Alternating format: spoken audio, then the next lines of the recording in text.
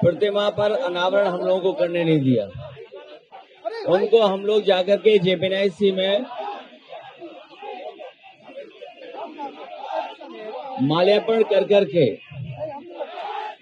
उनके योगदान को याद करना चाहते थे। उसी जोश उत्साह को आज आप देख रहे हैं। आज हम सब लोग डॉक्टर राम मनोहर लोहिया को नमन करते हैं कि जिन्होंने देश की आजादी में और देश की आजादी के बाद देश को किस रास्ते पर ले जा करके गरीब, पिछड़े, दलित, शोषित, वंचित लोगों को उनको आर्थिक और सामाजिक सम्मान कैसे दिया जाए, सामाजिक और आर्थिक रूप से उन्हें बराबरी का सम्मान कैसे दिया जाए, नाइंसाफी और गैर बराबरी के खिलाफ डॉक्टर राम मनोहर लोहिया ने जीवन भर संघर्ष किया।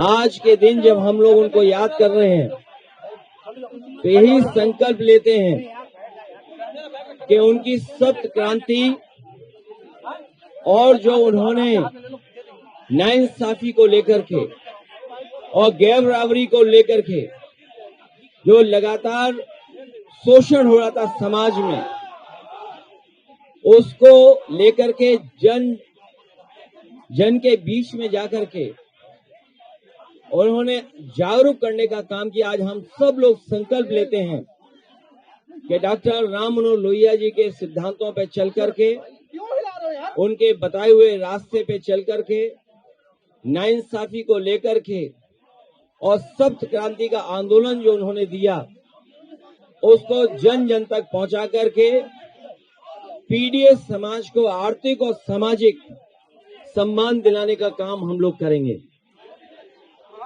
अध्यक्ष जी, जिस तरह से कानून व्यवस्था की बात की जाती है और राजधानी में ही एक गैंगरेप की घटना आई है बंथरा से दलित, अगर हम एनसीआरबी के आंकड़े देखें,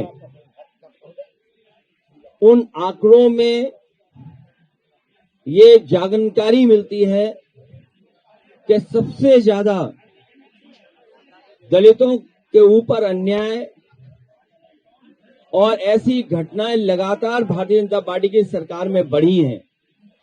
अभी हाल ही में हम लोगों ने देखा कि वाल्मीकि समाज के एक बेटे को किस तरीके से पीट पीट करके उसकी जान ले ली गई। और आज जो आप जानकारी दे रहे हैं, इसी तरह प्रदेश भर की जो जानकारियां मिलती हैं उसमें बड़े पैमाने पर दलित समाज और खासकर पीडीएस समाज के साथ अन्याय हो रहा है। और जो ये दावा करते हैं कि जीरो टॉलरेंस है इनकी लॉ एंड ऑर्डर को लेकर के, सच्चाई तो ये है कि लॉ एंड ऑर्डर इनका जीरो हो चुका है। और स्वाभाविक है, क्योंकि जिस पुलिस की जिम्मेदारी है लॉ एंड ऑर्डर को बेहतर करने के, उनसे ये पॉलिटिकल काम करा रहे हैं। पॉलिटिकल लोगों को झूठे मुकदमे लगाना, उन पर झूठी कार्रवाई करना, मन मर्जी केस लगवा देकर दबाव बनाना। जब ये काम पुलिस से भारतीय जनता पार्टी लेगी तो कानून व्यवस्था उनके हाथ में नहीं रहेगा। इसी का परिणाम ये है कि बड़े पैमाने पर महिलाएं असुरक्षित हैं। ये आंकड़े एनसीआरबी जो भारतीय जनता पार्टी की सरकार के दिए हुए आंकड़े हैं, वही जनता के बीच में आ रहे हैं। फतेहपुर में जिस तरह से घटना सामने आई, अभी भी जिक्र कर रहे थे आप, कल परिवार के लोगों ने सीएम से मुलाकात की। दूसरा, अगर विपक्ष के लोग जब जा रहे थे तो उनको रोकने का बीजेपी अपनी नाकामी छिपाना चाहती है और सफेद टेबल पर बैठ करके मुख्यमंत्री काला झूठ बोलते हैं। वो जो सफेद टेबल पर बैठ करके लोगों से मिलते हैं, सच्चाई तो ये है कि सबसे ज्यादा उत्पीड़न, अन्याय और इस तरह की गंभीर घटनाएं उत्तर प्रदेश में लगातार हो रही हैं। न केवल घटनाएं हो रही हैं, भ्रष्टाचार की भी सभी सीमाएं टूट चुकी हैं। हर विभाग में भ्रष्टाचार बड़े पैमाने पर है और जिन विभागों को उत्तर प्रदेश की जनता को सुविधा और उनकी मदद करनी चाहिए।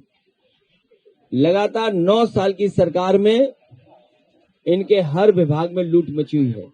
न स्वास्थ्य बेहतर चल रहा है, न शिक्षा के क्षेत्र में कोई बदलाव दिखाई दे रहा है। इसीलिए कल भी हम लोगों ने कहा कि जेपी लोकनायक जयप्रकाश जी ने जो आह्वान किया था संपूर्ण क्रांति का, वो इसीलिए किया था क्योंकि बड़े पैमाने पर बेकारी बढ़ी थी, भ्रष्टाचार बढ़ा था और प्रशासनिक जो लाभ जनता को मिलना चाहिए न्याय, वो नहीं मिल पा रहा था। और सप्त क्रांति डॉक्टर राम मनोहर लोहिया दी, इस सरकार में सबसे ज्यादा नाइंसाफी हो रही है, सबसे ज्यादा असमानता बढ़ी है, सबसे ज्यादा गैर बराबरी बढ़ी है। आज अमीर और गरीब को लेकर के जो चिंता है वो बड़े पैमाने पर फासला बढ़ता जा रहा है, खाई बढ़ती चली जा रही है। बंथरा का